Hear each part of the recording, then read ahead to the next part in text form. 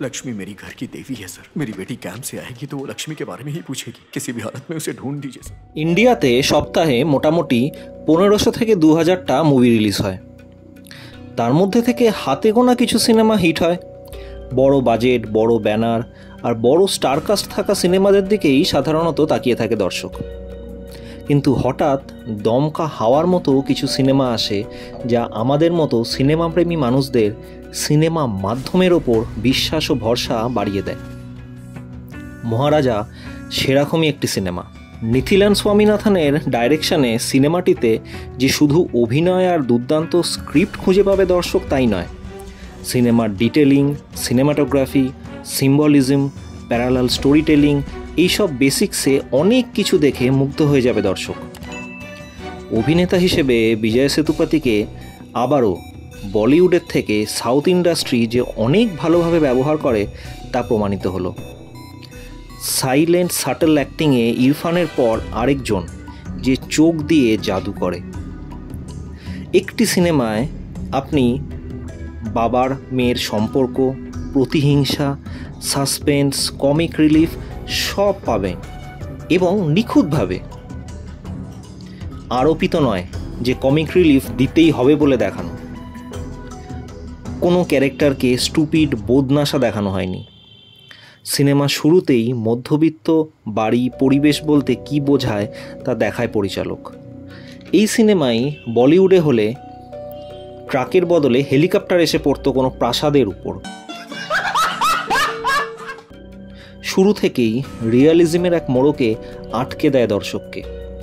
কোনো হিরোইন নেই, হিরোর কোনো হিরোইজম মার্কা হাবভাব নেই, পোশাক আশাক নেই। একটা সামান্য ডাস্টবিন কিভাবে একটা গল্পের মুখ্য সঞ্চালক হয়ে উঠতে পারে সিনেমাটা না দেখলে আপনারা ভাবতেই পারবেন না। বিজয়ের মেয়ের ওপর হওয়া জঘন্য অত্যাচারের সাজা কি অসম্ভব চতুরতার সাথে নিল সেটা আপনি ভাবতেই পারবেন না। সারা সিনেমা জুড়ে আপনি বুঝতে পারবেন কিছু একটা ঘটছে, কিন্তু সেটা ঠিক কী সেটা ধরতে পারবেন না। এই সিনেমার আরেকটা বড় প্রাপ্তি হলো অনুরাগ কাশ্যপ। ডাইরেক্টর হিসেবে তার ক্ষমতা ও দক্ষতা আমরা গ্যাংস অফ ওয়াসেপুর বা ডেবরিতে দেখেছি, কিন্তু এখানে ভিলেন অনুরাগকে আলাদা মাত্রা যোগ করেছে। ভিলেন স্ট্রং না হলে কোনো দিন হিরো স্ট্রঙ্গার হয়ে পর্দায় ফুটে ওঠে না। এখানেও অনুরাগ বিজয় সেতুপতিকে সমানে টেক্কা দিয়ে গেছেন। मेरे ख्याल से पैसा और गहने हमें कहीं और रख देने चाहिए। हम लोग उसे फॉलो करेंगे, सही समय पर उसे खत्म कर देंगे। তার করা প্রতিটা কুকর্ম দেখে এবং সেই সময় তার বডি ল্যাঙ্গুয়েজ, অ্যাটিটিউড, এই সব কিছু দেখে আপনার গা ঘিনঘিন করবে এবং এইখানেই অভিনেতার পুরস্কার। আবার সেই লোকটাই যখন বাড়িতে আসে সম্পূর্ণ একটা ফ্যামিলি ম্যান। তার মেয়ে তার জীবনের সব। তাকে ভালো জীবন দেওয়ার জন্য সে অন্য সবার জীবন নষ্ট করতেও পিছপা হয় না। গল্পের ভেতরে ছোট ছোট সাবপ্লট তৈরি করে ইন্সপেক্টর ও বাকিদের একটা দারুণ ক্যারেক্টার পোট্রে করা হয়েছে দর্শকদের কাছে। বললাম না, অনেক কিছু শেখার আছে এই সিনেমার ডাইরেক্টর, স্ক্রিপ্ট রাইটার এদের থেকে। এই পোট্রেলগুলোর জন্যেই পরে একটা কমপ্লিট ক্যারেক্টার আর্ক পায় দর্শক। শেষ 10 মিনিটে পুরো গল্প এক অন্য মাত্রা নেয়। তবে kudos to the director and prop team, minute ডিটেলিংয়ে লক্ষ্য রাখার জন্য। খুব মনোযোগ দিয়ে দেখার মতো সিনেমা। হাতে ধরা পেপারের ডেট থেকে শুরু করে ঘরে ঝোলানো ক্যালেন্ডার, কোনো কিছুকেই মিস করা যাবে না।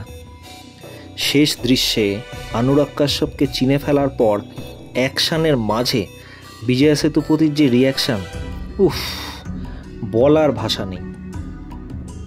কোথাও গিয়ে দেখতে দেখতে মনে হচ্ছিল ভালো সিনেমা বানাতে যে কোটি কোটি খরচা করতে লাগে না বা বিশাল প্রমোশন লাগে না, সেটা সেই যুগে সত্যজিৎ রায় প্রমাণ করেছিলেন।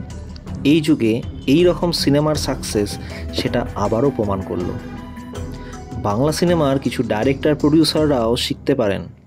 তাহলে আর বাংলা সিনেমার পাশে দাঁড়াতে, শুতে, লাফাতে বলতে হবে না দর্শককে, নিজেই যাবে দর্শক।